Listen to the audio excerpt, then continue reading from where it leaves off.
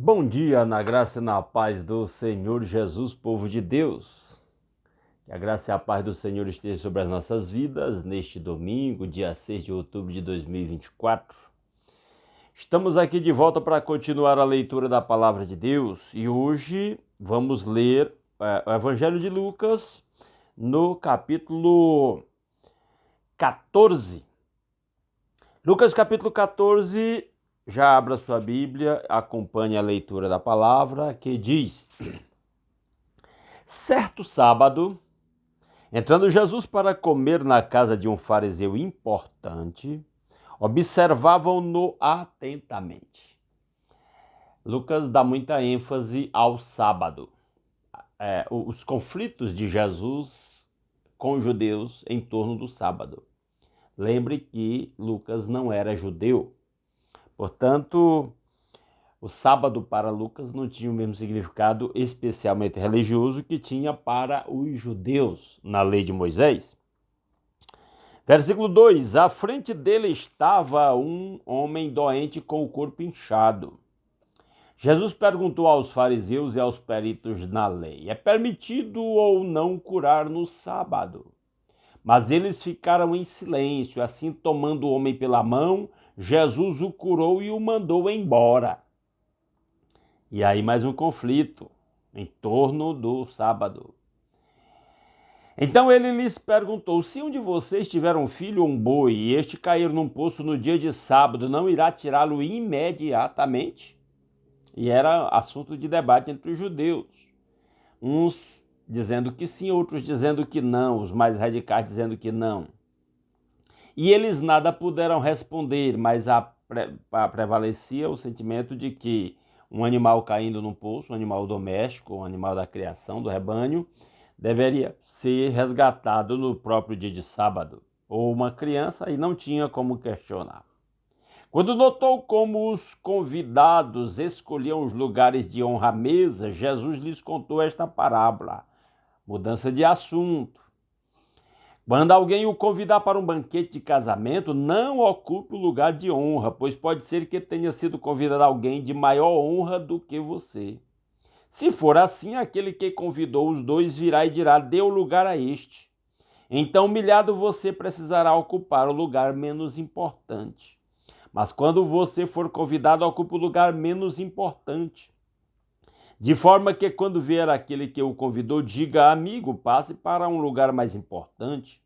Então você será honrado na presença de todos os convidados, pois todo o que se exalta será humilhado, e o que se humilha será exaltado. Então este ensino de Jesus a partir do versículo 7, que devemos procurar o lugar mais humilde para que não sejamos humilhados publicamente, quando já nos humilhamos a nós mesmos, contém esse princípio de que todo o que se exalta será humilhado e o que se humilha será exaltado. Na doutrina de Cristo, nos princípios do reino, este é um dos principais princípios, né? Lá em Marcos, Jesus diz que no reino do mundo, os que exercem a autoridade dominam sobre os demais, mas que no seu reino o que quer ser maior é o que mais serve. Então Jesus disse ao que o tinha convidado, e eu estou lendo o verso 12. Quando você der um banquete ou jantar, não convide seus amigos, irmãos ou parentes, nem seus vizinhos ricos. Se o fizer, eles poderão também, por sua vez, convidá-lo, e assim você será recompensado. Mas quando der um banquete, convide os pobres, os aleijados, os mancos e os cegos. Feliz será você, porque estes não têm como retribuir. A sua recompensa virá na ressurreição dos justos. É interessante aqui alguns temas neste pequeno texto dos versos 12 ao 14. Nem dá para aprofundar muito devido à restrição do nosso tempo aqui, mas vamos abordá-los. Primeiro, Jesus diz que quando você dá um ensino de que quando você for fazer um banquete, não deve convidar pessoas que lhe possam retribuir do seu círculo de amizade, mas convidar pessoas pobres e doentes, aleijados, que geralmente não são convidados para estas coisas, especialmente naquela sociedade em que eles eram vistos, quem era pobre, aleijado, manco, era visto como destituído da bênção de Deus. E Jesus estimula justamente a convidar estas pessoas, e aí Jesus anuncia que a pessoa que faz isso será feliz, porque primeiro, os pobres não têm como retribuí-lo, e que Jesus anuncia algo inusitado, especialmente para a época, de que uma recompensa há na ressurreição dos justos. Há um questionamento sobre quantas ressurreições acontecerão, e aqui Jesus faz menção de uma ressurreição dos justos, como se pudesse ser separado de uma ressurreição dos demais que não são justos. Seria isso?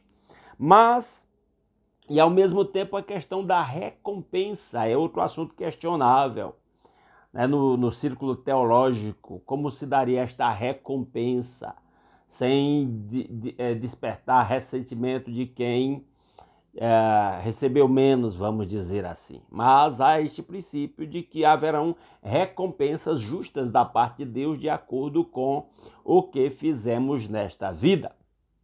Continuando o versículo 15, ao ouvir isso, um dos que estavam à mesa com Jesus disse-lhe: feliz será aquele que comer no banquete do reino de Deus. Jesus respondeu: certo homem estava preparando um grande banquete e convidou muitas pessoas. Na hora de começar, enviou o seu servo para dizer aos que haviam sido convidados: venham, pois tudo já está pronto.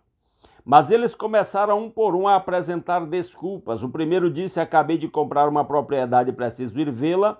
Por favor, desculpe-me. Lembre que Jesus está respondendo a fala da pessoa que disse que felizes seriam aqueles que comessem no banquete no reino de Deus. E Jesus está ensinando como o princípio Deus está convidando todo mundo, mas os convidados é que não aceitam o convite, se entretem com outras coisas, se envolvem com outras coisas, dão prioridade a outras coisas e rejeitam o convite de Deus, vamos dizer assim, né? Porque está se falando do banquete do reino de Deus. Outro disse: acabei de comprar 5 juntas de boi e estou indo experimentá-las, por favor, desculpe-me. De novo aqui o princípio de Jesus de que as ocupações com as coisas terrenas muitas vezes têm impedido os homens de investir no que é espiritual e eterno. Ainda outro disse: acabo de me casar, por isso não posso ir. O servo voltou e relatou isso ao seu senhor. Então o dono da casa irou-se e ordenou ao seu servo: vá rapidamente para as ruas e os becos da cidade e traga os pobres, os aleijados, os cegos e os mancos. Aqui está novamente a presença na fala de Jesus dos cegos, aleijados, pobres e mancos. Mesma fala do versículo 13, dizendo que estes convidados aceitam o convite, que eles são honrados diante de Deus, né? É claro que não podemos fundamentar uma doutrina apenas baseado neste texto e ignorando o que a Bíblia diz sobre o mesmo assunto em outros textos, porque no final das contas a doutrina bíblica é que a salvação, no caso, é pela fé em Cristo e que os frutos, as obras, são resultados dessa fé em Cristo. Ou seja, ninguém vai ser salvo só porque é pobre, aleijado, cego ou manco. Até porque há pobres, aleijados, cegos e mancos, ímpios, de coração duro, orgulhosos e coisas afins. Verso 22, disse o servo: o que o Senhor ordenou foi feito, e ainda há lugar. Isso aqui é uma linguagem para dizer, porque o povo judeu via quem não era judeu praticamente como os pobres, aleijados, cegos e mancos, pessoas indignas. E Jesus está dizendo que estas pessoas seriam inseridas no reino. Isso aqui, de certa forma, está abrindo espaço para esse princípio. Versículo 23, então o Senhor disse ao servo, vá pelos caminhos e valados e obrigue-os a entrar para que a minha casa fique cheia. Que é uma maneira de Deus dizer que está convidando todo mundo, está dando oportunidade para todo mundo entrar no seu reino. Qualquer pessoa pode entrar no reino de Deus. Eu digo a vocês, nenhum daqueles que foram convidados provará do meu banquete. Isso aqui, lembrem, está em contraste com o ensino judaico. Os judeus se julgavam detentores ou verdadeiros membros do direito de fazerem parte do reino de Deus. E Jesus está dizendo, não, o reino de Deus está aberto para todos os que são convidados, e às vezes convidados rejeitam porque estão mais preocupados com outras coisas, seriam, no caso específico, os judeus. Mas isso vale para todo mundo. Versículo 25, uma grande multidão ia acompanhando Jesus. Este, voltando-se para ela, disse, se alguém vem a mim e ama seu pai, sua mãe, sua mulher, seus filhos, seus irmãos e irmãs e até sua própria vida, mais do que a mim, não pode ser meu discípulo. E aí, de vez em quando eu faço menção disso nas minhas pregações, em contraste com algo que é dito muito aí na sociedade atual, de que para que você esteja apto a amar os outros, você deve amar-se a si mesmo, em primeiro lugar. Quando, na verdade, o ensino bíblico é estamos aptos para amar o próximo quando amamos a Deus. É o amor de Deus que nos capacita a amar o próximo, inclusive os nossos inimigos. Não dá para amar os nossos inimigos quando o foco está em amar-nos a nós mesmos em primeiro lugar. Até porque o amor ao inimigo é uma oposição ao sentimento pessoal. Eu devo amar o meu inimigo até quando o meu sentimento, o meu impulso seja até de vingança por alguma maldade que ele me fez. Segundo o princípio do reino. Versículo 27, aquele que não carrega a sua cruz e não me segue não pode ser meu discípulo. E esse princípio da cruz, no Novo Testamento, é sempre para crucificar a nós mesmos, nosso próprio ego, nossos próprios impulsos carnais. Verso 28, qual de vocês, se quiser construir uma torre, primeiro não se assenta e calcula o preço para ver se tem dinheiro suficiente para completá-la? Pois se lançar o alicerce e não for capaz de terminá-la, todos os que a virem rirão dele, dizendo, este homem começou a construir e não foi capaz de terminar. Jesus vai nos ensinar aqui que o andar com Cristo, servir a Deus, tem um preço a ser pago, e esse preço deve ser calculado para ter uma consciência real do preço a ser pago e a disposição de pagar este preço. Ou qual é o rei que, pretendendo sair à guerra contra outro rei, primeiro não se assenta e pensa se com 10.000 homens é capaz de enfrentar aquele que vem contra ele com 20.000? Se não for capaz, enviará uma delegação enquanto o outro ainda está longe e pedirá um acordo de paz. Da mesma forma, qualquer de vocês que não renunciar a tudo o que possui, não pode ser meu discípulo. Jesus está ensinando o princípio de que a dedicação a Jesus deve vir em primeiro lugar na vida de um cristão. A vontade de Cristo deve prevalecer na vida de um autêntico cristão, mais do que qualquer outro interesse material e temporal. Versículo 34, para concluir, o sal é bom, mas se ele perder o sabor, como restaurá-lo? Lá em Mateus, Jesus diz que nós somos o sal e que nossa função é dar sabor. Não serve nem para o solo, nem para adubo, é jogado fora. Aquele que tem ouvidos para ouvir, ouça. Diversas vezes Jesus usa este princípio, especialmente na aplicação das suas falas. Quem tem ouvidos para ouvir, ouça, porque há muitas pessoas que ouvem com os ouvidos físicos, mas não têm a percepção espiritual para compreender o ensino de Cristo e a vontade de Deus. Apesar dela estar ao alcance de todos, como é ensinado aqui na parábola do banquete. Que ele mesmo aplique a sua palavra aos nossos corações. Esperamos que esta leitura tenha sido esclarecedora e edificante para você. Se você gostou desse conteúdo, deixa um like nesse vídeo, compartilha aí nos seus grupos de WhatsApp e outras redes sociais que permitem esse compartilhamento. Comente o que você achou dessa leitura, tá bom?